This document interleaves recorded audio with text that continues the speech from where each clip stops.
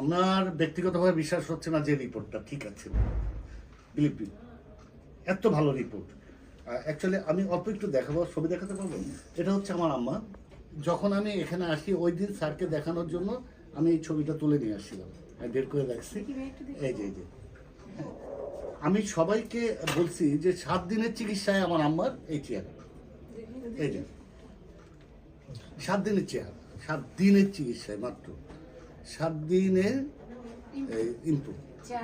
হ্যাঁ, আর এখানে আসার আগে আম্মা কিছুই খেতে পারতো না। একটা রুটি দিলে এই নাড়াচাড়া করতো, মা খাও না কেন, ভিতরে যায় না। আম্মা যেদিন আপনার ওষুধ শুরু করছে 48 ঘন্টার মধ্যে, পরের দিন সকালে আমার 3টা রুটি খাইছে, তাও গোল দিয়ে। আলহামদুলিল্লাহ, এটা একদম প্র্যাকটিক্যাল। আপনার সাথে আমার কিন্তু কোনো লিয়াজু কথাবার্তা হয়নি এখানে।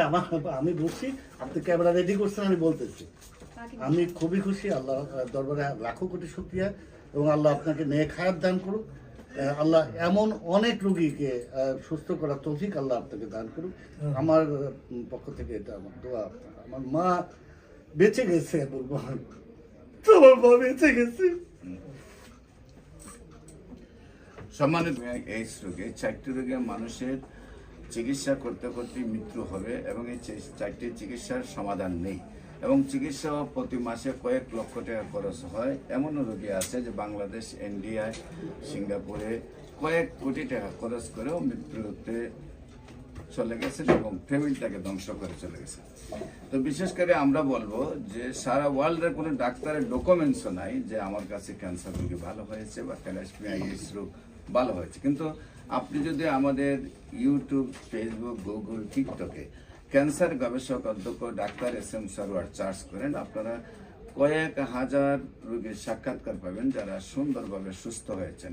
বিশেষ করে আজকেও এরকমই একটা মরণব্যাধি ক্যান্সার রোগীর থেকে সুস্থতা পেয়েছেন, এবং সবগুলা রিপোর্ট একেবারে ভালো, একদম মানে পারফেক্ট লেভেলে চলে আসছে।